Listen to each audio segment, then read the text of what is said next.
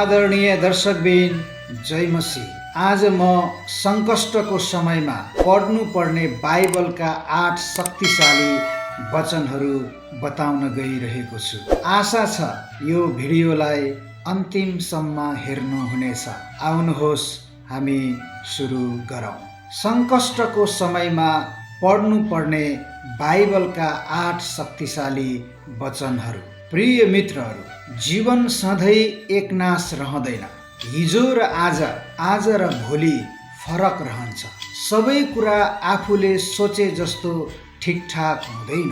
जीवनमा अनेक किसिमका कठिनाइहरू, आपद विपदहरू, साह्रै अप्ठ्यारो अवस्थाहरू, दुःख कष्ट, रोग बिमार, खतरा, जोखिमहरू आउँछन् अनि हामी आत्तिन्छौँ र निराश हुन्छौँ। यस्तो बेलामा बाइबलका यी वचनहरू पढ्नुपर्छ, जसले हामीलाई विश्वास र परमेश्वरको वचनमा ध्यान केन्द्रित गरेर सङ्कष्टको समयमा सान्त्वना पाउन मद्दत गर्ने छन्। पहिलो, यूहन्ना 16:33। मैले तिमीहरूलाई यी कुरा यस हेतुले भनेको छु कि ममा तिमीहरूलाई शान्ति होस्। संसारमा तिमीहरूलाई सङ्कष्ट हुनेछ, तर साहस गर, मैले संसारलाई जितेको छु।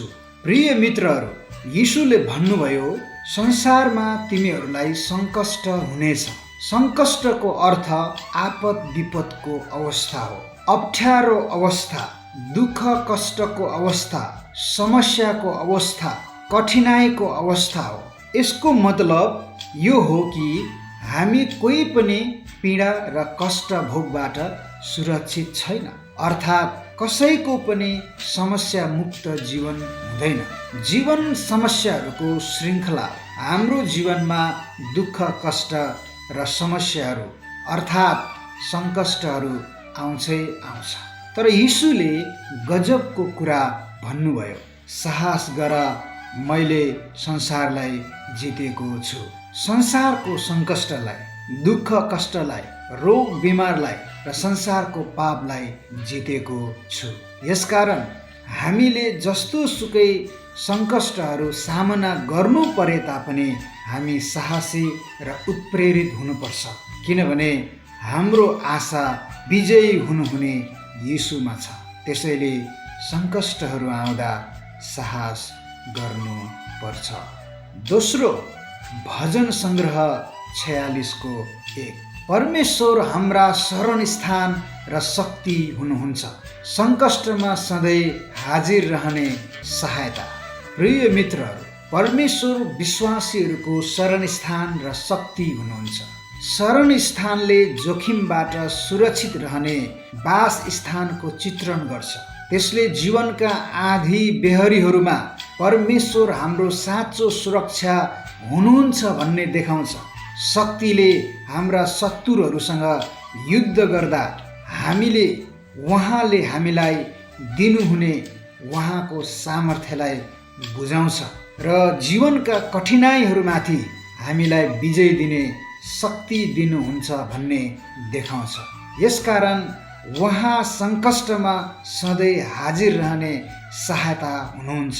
परमेश्वर आफ्ना मानिसहरूका निम्ति सधैँ उपलब्ध हुनुहुन्छ र आवश्यकता परेका बेलामा सहायताको निम्ति पुकार गरेको चाहनुहुन्छ। उहाँ हरेक किसिमका परिस्थितिका निम्ति पर्याप्त हुनुहुन्छ र कहिले पनि हाम्रो साथ छोड्नुहुने छैन। यसैले सङ्कष्टहरू आए तापनि हामी डराउनु पर्दैन। तेस्रो, यशाया 43:1-2।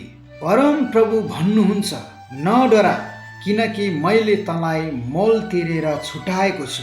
मैले तँलाई तेरो नाउँ बोलाएको छु। तँ मेरै होस्। तँ पानीमा भएर जाँदा म तेरो साथमा हुनेछु। तँ नदीहरूबाट भएर जाँदा तिनले तँलाई डुबाउने छैनस्। तँ आगोबाट हिँडेर जाँदा डढ्ने छैन, त्यसको ज्वालाले तँलाई भस्म पार्ने छैन। प्रिय मित्रहरू, यो खण्डले परमेश्वरको प्रेम र उहाँको उपस्थितिको सम्झना दिलाउँछ। हामीले सङ्कष्ट र परीक्षाहरूको सामना गर्नु परे तापनि हामी नाश हुने छैनौँ, किनकि उहाँ हाम्रो साथमा हुनुहुन्छ। उहाँले हामीलाई मोल तिरेर उद्धार गर्नुभएको छ। हामी उहाँका हौँ र उहाँले हामी हरेकलाई नाउँद्वारा चिन्नुहुन्छ। उहाँको महान प्रेमका पात्रहरूका रूपमा हामी उहाँको दृष्टिमा बहुमूल्य र आदर गरिएका छौँ। यो पद सङ्कष्टको समयमा परमेश्वरको उपस्थिति र छुटकाराको प्रतिज्ञा हो। त्यसैले सङ्कष्ट आउँदा परमेश्वरको प्रेम र उपस्थितिको सम्झना गर्नुपर्छ। चौथो, भजन सङ्ग्रह 91को 14देखि 15। परम प्रभु भन्नुहुन्छ, त्यसले मलाई प्रेम गरेको हुनाले म त्यसलाई छुटाउनेछु। त्यसले मेरो नाउँ ग्रहण गरेको छ, यसकारण म त्यसको रक्षा गर्नेछु। त्यसले मेरो पुकार गर्नेछ र म त्यसलाई उत्तर दिनेछु। त्यसका दुःखको घडीमा म त्यससँग हुनेछु। म त्यसलाई छुटकारा दिनेछु र आदर गर्नेछु। प्रिय मित्रहरू, परमेश्वरलाई सारा हृदयले, सारा प्राणले, सारा समझले र सारा शक्तिले प्रेम गर्नेहरूलाई उहाँले जोखिमबाट छुटाउने, हानिबाट रक्षा गर्नुहुने, दुःखको घडीमा सँगै रहने, तिनीहरूले पुकार गर्दा जवाब दिनुहुने र आदर गर्नुहुने प्रतिज्ञा यस खण्डमा पाउनुहुन्छ। परमेश्वरको सुरक्षा ल्याउने, वास्ता प्राप्त गर्ने चाबी भनेको कृतज्ञता र प्रेममा प्रभुसँग घनिष्ठ सम्बन्ध भएको हृदय हो। त्यसैले परमेश्वरलाई चरम प्रेम गर्नु आवश्यक छ। पाँचौँ, नहुम 1:7। परम प्रभु असल हुनुहुन्छ। दुःखको समयमा उहाँ नै शरण स्थान हुनुहुन्छ। उहाँमाथि भरोसा राख्नेहरूको उहाँले हेरविचार गर्नुहुन्छ। प्रिय मित्रहरू, उहाँको विरोध गर्नेहरूको विरुद्ध परम प्रभु क्रोधपूर्ण र शक्तिशाली हुनुहुन्छ। उहाँ डाही र बदला लिने परमेश्वर हुनुहुन्छ। दोषीलाई दण्ड नदिई छोड्नुहुन्न, तर पनि उहाँमा भरोसा राख्नेहरूको लागि उहाँ असल हुनुहुन्छ। उहाँ विश्वसनीय र कृपालु हुनुहुन्छ। उहाँमा भरोसा राख्नेहरूलाई उहाँले हेरविचार गर्नुहुन्छ, सरोकार राख्नुहुन्छ, शान्तिमा राख्नुहुन्छ। सङ्कष्टको समयमा उहाँ नै शरणस्थान र किल्ला हुनुहुन्छ। उहाँमा शरण लिनेहरूलाई उहाँ जान्नुहुन्छ। त्यसैले सङ्कष्टको समयमा परमेश्वरमाथि भरोसा राख्नुपर्छ। छैटौँ, 2 कोरिन्थी 4:17देखि 18। किनकि हाम्रो हलुको र क्षणभरको कष्टले हाम्रा निम्ति अतुलनीय तथा अनन्तको महान महिमा तयार गरिरहेछ।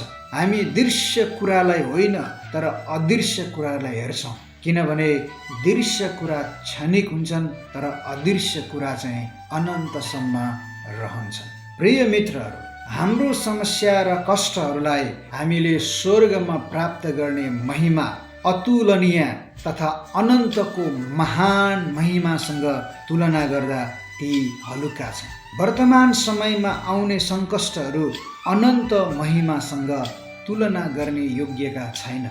हाम्रो जीवनमा आउने कष्टहरू हलुको र क्षणभरको लागि मात्र हो। यो पार्थिव शरीर रहन्जेल मात्र हो। संसारका कष्टहरू पार्थिव शरीरसँगै अन्त्य भएर जान्छ, तर अनन्त महिमा सधैँको लागि हो। याद गर्नुहोस्, स्वर्गमा आँसु, मृत्यु, शोक, क्रन्दन, पीडा हुँदैन। यी सबै कुराहरू बितिसकेका हुन्छन्। त्यसैले दृश्य कुराहरूलाई होइन, अदृश्य कुराहरूलाई हेर्नुपर्छ। त्यो अदृश्य कुरा चाहिँ स्वर्गमा प्राप्त गर्ने अनन्त महिमा हो। त्यसैले सङ्कष्टहरू आउँदा अनन्त महिमालाई हेर्नुपर्छ। 7औँ, 1 थेसलोनिकी 5:18। सबै परिस्थितिहरूमा धन्यवाद देऊ, किनकि ख्रीष्ट येशूमा तिमीहरूका लागि परमेश्वरको इच्छा यही हो। प्रिय मित्रहरू, यो कसरी सम्भव छ?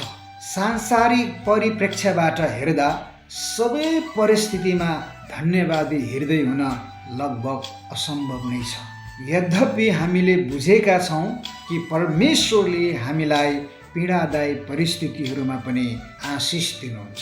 हाम्रो भलाइको लागि काम गर्नुहुन्छ, हामीलाई प्रेम गर्नुहुन्छ, हाम्रो रेखदेख गर्नुहुन्छ, हामीलाई बुद्धि दिनुहुन्छ, हामीलाई शक्ति दिनुहुन्छ। परमेश्वरले हामीलाई हाम्रा आफ्नै परिस्थितिहरूमा कहिले छोड्नुहुने छैन। यसको निम्ति धन्यवादी भएको परमेश्वर चाहनुहुन्छ। त्यसैले सङ्कष्टहरू आउँदा पनि परमेश्वरलाई धन्यवाद दिनुपर्छ।